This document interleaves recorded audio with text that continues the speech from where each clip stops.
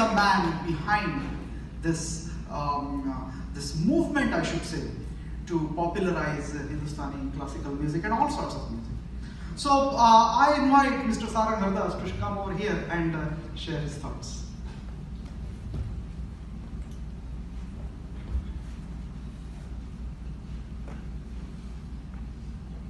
किशोर जी, ये आज का दिन आपका दिन है। आपकी तारीफ में क्या कहूं। आपके जुनून में नसीहत तो है, पर इस स्याही समुद्र में एक नूर भी है।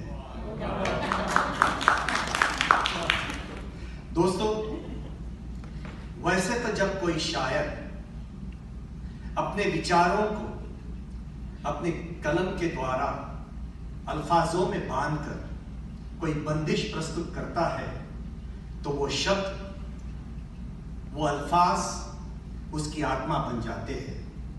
और कोई गुलकार जब उसी बंदिश को अपने आवाज में हम सब के मन मंदिर तक पहुंचाता है, तो उसकी आवाज उस बंदिश की आत्मा बन जाती है और उस गीत को गजल बोला जाता है।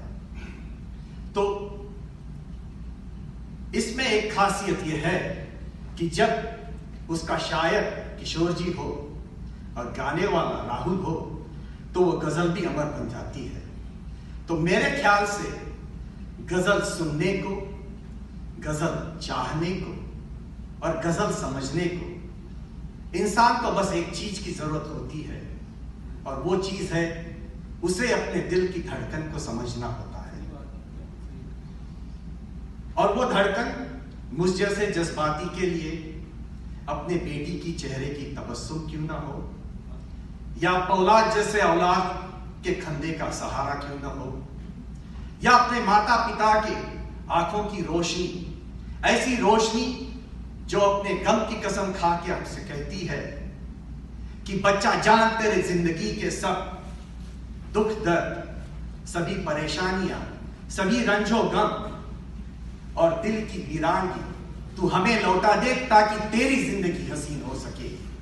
या फिर वो अपनी पहली मोहब्बत, ऐसी आशा और सूफियाना मोहब्बत जिसमें हम हमारे दिल में बसे उस मल्लिकाए तरन्नुम के अदा और हुस्न पे जहां देखते हैं, या फिर जब उससे नजरों से नजर मिल जाती है तो हमें ऐसा महसूस होता है कि इस जिंदगी की सुबह में न कभी सांझ न कभी भोर आएगी, या फिर उसकी एक अदा पे हमारे दिल के गुलशन गुलों की बहार आती है, या फिर जब हम उनके आंखों में देखते हैं तो ऐसा महसूस होता है कि बस हमें हमारा इश्क और हमारी दीदारी का दीदार होता है।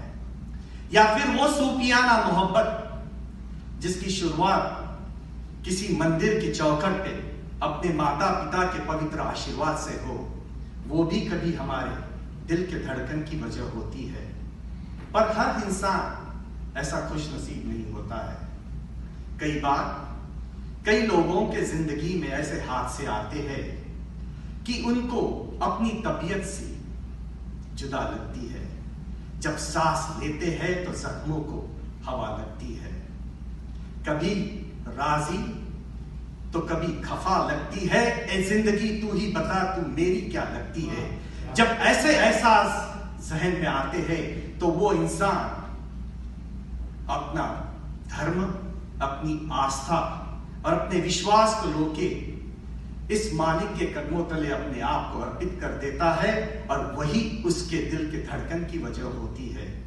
तो रास्ता कुछ भी हो, जरिया कुछ भी हो, पर जिस दिन हम सब अपने दिल के धड़कन की सबक को समझ ले, याद कर ले, तब गजल सुनने का और गजल चाहने का मजा और भी कुछ होता है।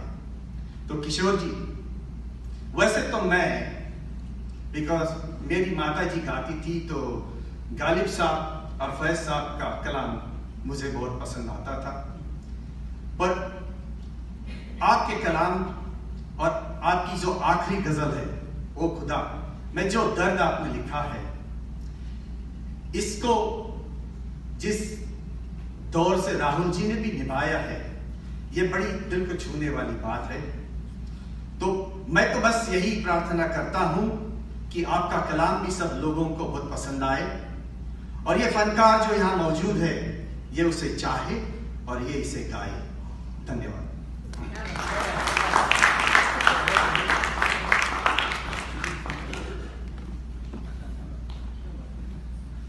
धन्यवाद सारंग हरदास जी।